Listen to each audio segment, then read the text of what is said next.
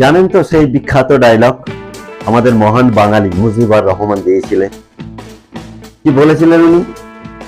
সবাই পাইছে সোনার খনি, আর আমরা পাইছি চোরের খনি। আমাদের ওই অবস্থা, সেই ওনার কথাটা কতখানি সত্যি এখন আপনারা নিশ্চয়ই বুঝতে পারছেন। আমাদের মহান আত্মা, আমাদের দিদি, ওনার ভাইপো leaps and bounds, Shahjahan, Partha Chattopadhyay সব চোর। ভাইপো কালীঘাট, বলাগড়, কোথায় না কোথায় চারিদিকে চোর আর চোর। তো আমরা পাইছি চোরের খনি, আমরা বাঙালি। মুজিবুর রহমানের সেই ডায়লগ এখন আমার মনে আছে। যদি না জানেন তো ওই যে উনি ভাষণটা দিয়েছিলেন সেটা পড়ে নেবেন। আমাদের মহান আত্মা, উনি একটা চোর। উনি কি প্রধানমন্ত্রী হবেন? মুখ্যমন্ত্রীর যোগ্য নেই। আজ দেখলেন তো ওনার জন্যে ওই মেয়েটা মারা গেল। আজ আপনাদের ঘরে ঘরে কান্না, ওনার জন্যই চলছে। আপনাদের সমস্ত কিছু লুটে নিয়ে গেল। বলছি আর কি, যে আগে আসুন শোনাচ্ছি আপনাদের। নমস্কার আপনাদের, মাই চ্যানেল, মাই ভিউজ। দিনে যে একটু খুশি হয়ে বাংলা পেপারটা পড়ব তারও উপায় নেই। পেপারটা খুলতে গেলে যখন আমি অনলাইনে খুলি, এক বেশরম, বেহায়া, লজ্জাহীন মহিলার ফটোটা সবার সামনে চলে আসে। আমার লাগে দিন তো খারাপ যাবে না। আমি অনেক ভাবি এই মহিলা কেন চলে আসে? ইনি কি ওই নিউজ পেপারটার প্রধান হচ্ছেন? কষ্ট করে যদিও খুলি, খবর তেমন বাংলার কিছু আমি পাই না। গসিপ যাকে বলা হয়, সে গসিপ পেপার বলতে পারেন। এত সম্মানীয়, এত পুরনো পেপার। এই নিউজ পেপারের জন্য আমরা এত গর্ব অনুভব করতাম। দেশ, যেখানে সুনীল গঙ্গোপাধ্যায়ের মতো রাইটার এখানে করত। সমরেশ মজুমদার অনেকেই দেখেছেন, সমরেশ বসুকে পেয়েছেন কিনা আমরা জানি না। মহেশ্বেতা দেবী এই পেপারকে রিপ্রেজেন্টেটিভ করতো। আজ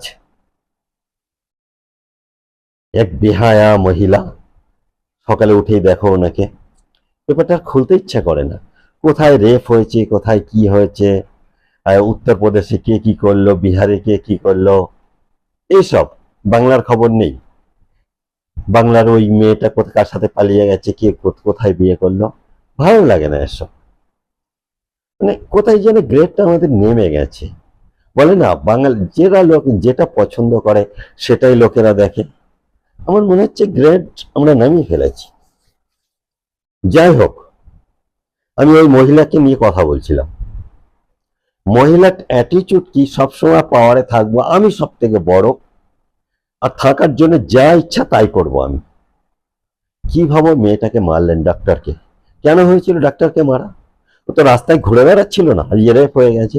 অন ডিউটিতে কয়েকজন এসে রেপ করে দিল, মেরে ফেললো। পুলিশ পুরোপুরি বাঁচাবার চেষ্টা করলো যারা ক্রিমিনাল তাদের। তারপরে কি গিয়ে বলল যে আমরা তো কিছু টাকা দিতেই পারি, আমরা 15-20 লাখ তো দিতেই পারি, এর থেকে তো বেশি আমরা কোর্টে লাগিয়ে দিই। লজ্জা করলো না বলতে, দুঃখ হলো না। আরেকজন ইন্ডাস্ট্রিয়ালিস্ট আছে ওখানকার, ওনার বউ বলে, আরে এরকম রেপ টেপ তো হতেই পারে। মানে কতবার উনি এদিক ওদিক রেপ হয়ে এসছে তার কোনো গ্যারান্টি নেই। এরকম কথাবার্তা। আজ আপনাদের ফলস কখনো লন্ডন দেখাচ্ছে, কখনো এ ইন্ডাস্ট্রি আসবে, কখনো ও ইন্ডাস্ট্রি আসবে।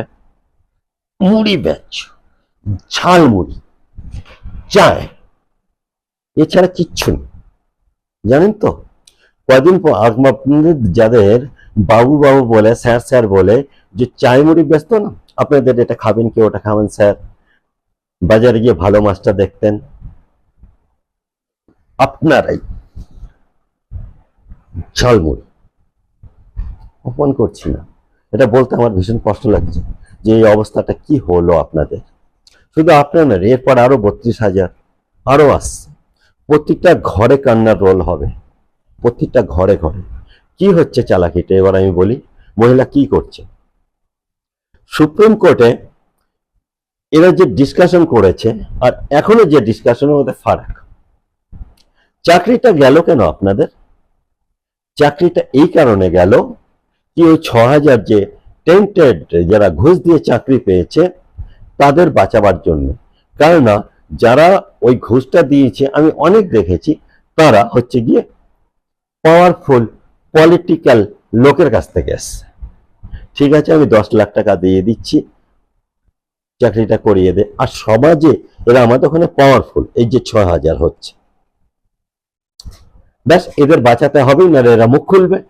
এদের বাঁচাতে হাইকোর্ট থেকে সুপ্রিম কোর্টে চলে গেল। সুপ্রিম কোর্টে গিয়ে বলল, যা ভাই অ্যাটলিস্ট ওরা এগ্রিমেন্টে এতে এসছে এসএসসি কিংবা রাজ্য সরকার যে 6,000 ক্রাফটেড, বাকি যে 6,000 ক্রাফটেড প্লাস 3,000 ক্রাফটেড, ওকে, যে সিএনডি গ্রুপের ওর উপরে ফাইনের কথাটা আসেনি, হয়তো 6,000 উপর ফাইনটা এসছে। ওরা অ্যাগ্রি করেছে। যেটা নয়ডা থেকে একটা পেপার পাওয়া গেছে, তার মধ্যে যে নামগুলো আছে তাদের ধরে নেওয়া হয়েছে মিউচুয়াল আন্ডারস্ট্যান্ডিং এ যে এরা হচ্ছে অরিজিনাল। ওকে, এবার কথা হচ্ছে বাকি যারা, তাদের মধ্যে একটা অর্ডার এদের দিয়ে দিল যে 6,000 যারা মানে অ্যাবাউট 17,000 মতো যারা আছে তারা হচ্ছে ক্লাস করতে পারবে ডিসেম্বর অব্দি, যতক্ষণ না পড়াশোনার ইয়েটা যেন ধ্বংস না হয়ে যায়, ক্লাস চলতে থাকে, পরীক্ষা থাকে, বাচ্চাদের কেরিয়ার নষ্ট হয়ে যাবে, এর জন্য হলে কি ডিসেম্বর অব্দি পারমিশনটা দিয়ে দিল। প্রবলেম এখানে এসে গেল। এবার খুশির ব্যাপার, যদি চাকরি থাকবে না, এমনি আপনারা ভাবতেন যে ডিসেম্বর 31 ডিসেম্বর অব্দি আপনারা জব করতে পারবেন, ভালো কথা, কেউ তো পছন্দ করলেন না।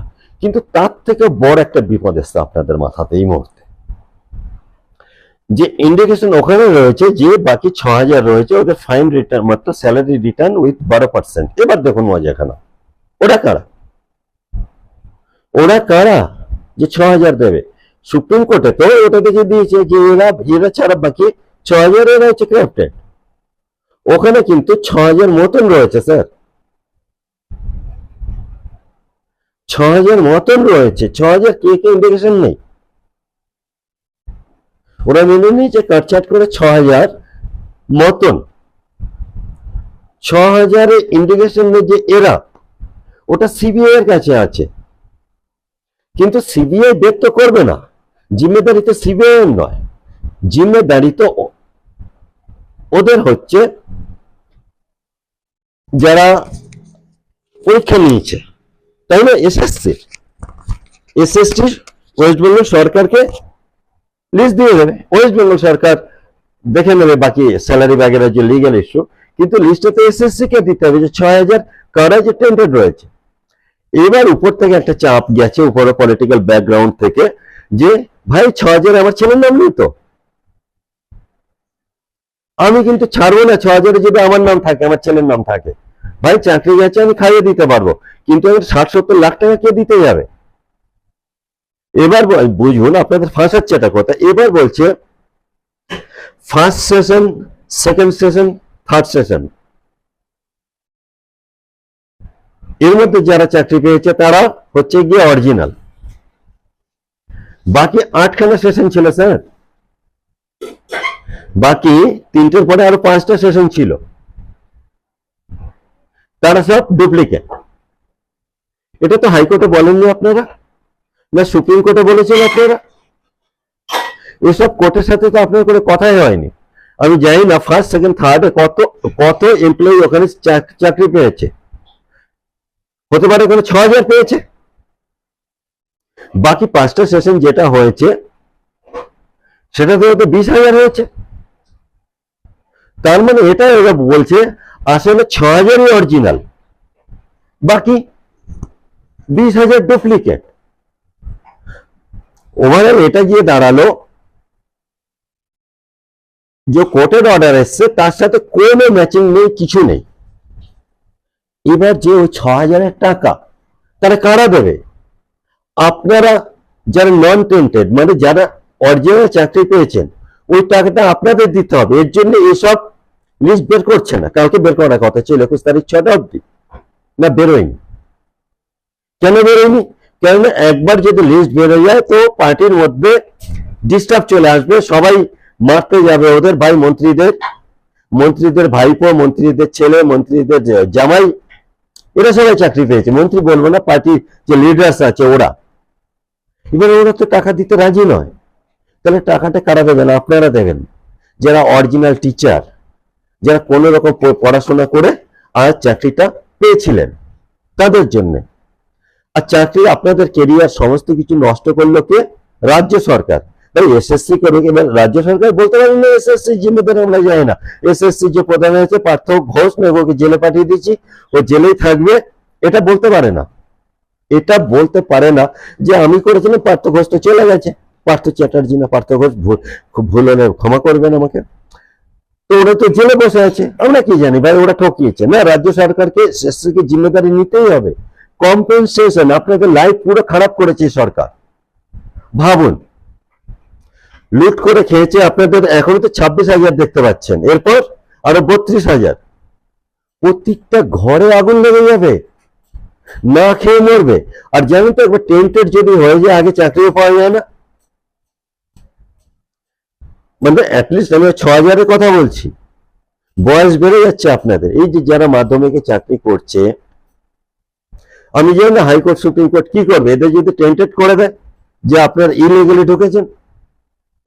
ঢুকেছেন, যদি এসসি কোন রকম একবার বলে দেয় যে আপনারা ইলিগালি ঢুকেছেন, আপনারা ফলস পেপার দিয়েছেন আমাকে, তাহলে তো আপনারা গেলেন, আগে চাকরিও হবে না। এসএসসি যে কি ধরিবা যে কাজ করছে, উপর থেকে যে হাত রয়েছে আশীর্বাদ, যে তোমরা যা করবে সব ঠিক আছে ভাই, আমরা তো 1,000 টাকা, আপনারা তো 1,000 টাকায় বিক্রি হয়ে গেছেন। বলে না বাঙালি ভীষণ ইন্টেলিজেন্ট, বাঙালিকে হাইকোর্ট দেখাচ্ছেন, বেচুন এবার ঝালমুড়ি। বলতে আমি চাই না, কিন্তু দেখুন 100% আলে ইলেকশনে যদি দিদি না যেতে, আমার নাম তো অনেক আছে, লজ্জা করে না। ইয়ের পর আরজিকর ঘটনার পর কিভাবে হ্যান্ডেলিং হলো, তারপরে তুমি জিতে এলেন নাকি? কেন জিতলো? এটা কৈফিয়ত দিতে পারেন যে আরজিকর আপনাদের চোখে পড়েনি? না, মেয়েটা মারা গেছে, আমাদের কি আসে যে আমরা চাকরি পেলেই ভালো।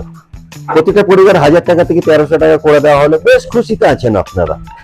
এবার বাসটা কোন দিক দিয়ে ঢুকছে বুঝতে পারছেন? যাই হোক ভাই, আপনারা আমার ভাই বোন, আপনারা ভুল তো ভুলই হয়, কিন্তু এবার বাঁচবেন কি করে? লড়াই চালিয়ে যান আপনারা, কম্পেনসেশন চাই, এটা আপনাদের রাইটস। আপনারা কোনো ভুল করেনি, ভুল ওরা করেছে। ওরা ঘুষখোর, ওরা 2 নাম্বার। ওই কি লিপস এন্ড বাউন্স নাকি একটা কোম্পানি ছিল, 80% টাকা ওখানে গেছে, আর 20% ও গার্লফ্রেন্ডের হাতে গেছে। তারপরে 2টো করে বিয়ে করেছে, গার্লফ্রেন্ড রেখেছে, এই দেশে ঘুরতে গেছে, ওই দেশে ঘুরতে গেছে, গাড়ি চড়েছে, হোটেল বানিয়েছে। ও 20%, বাকি টাকা 80% ওনার কাছে, ম্যাডামের কাছে। ও ইন্ডিয়া আছে না, থাইল্যান্ড পৌঁছে গেছে না, হংকং এ পৌঁছে গেছে, দুবাই পৌঁছে গেছে, ইনভেস্ট হয়ে গেছে, টাকা বাংলাদেশে চলে গেছে, ওখানে ইনভেস্ট হচ্ছে, ঘুরে ফিরে পরে আসবে। টাকা তো এখানে নেই, বেশি নেই। আজ মুরগির পাঠা, ওই পার্থ চট্টোপাধ্যায় নাকি গার্লফ্রেন্ড নিয়ে ওকেই মুরগি বানানো হবে শুধু, বাকি তাজমহল বানাবার জন্য একজন ওখানে ইয়ে করেছিল, ওখানে টাকা রয়েছে, তাজমহল বানাবে মমতার জন্য শাহজাহান, বুঝলেন তো? এই তাজমহল কি শাহজাহান বানিয়েছিল? যায় না, হবে হয়তো। ওখানে টাকা ইনভেস্ট করা হয়েছে শাহজাহান মমতাজের জন্য যে তাজমহল বানানো হবে। জানেন তো কত টাকা লাগে তাজমহল বানাতে? আপনারা লড়াই চালিয়ে যাবেন না ওখান থেকে, এসএসসির সামনে থেকে, মানে লাস্ট লড়াই চলছে আপনাদের। আচ্ছা, এত অব্দি, নমস্কার। আবার দেখা হবে। সাবস্ক্রাইব করবেন, ভালো লাগলে, খারাপ লাগলে কমেন্টস করবেন।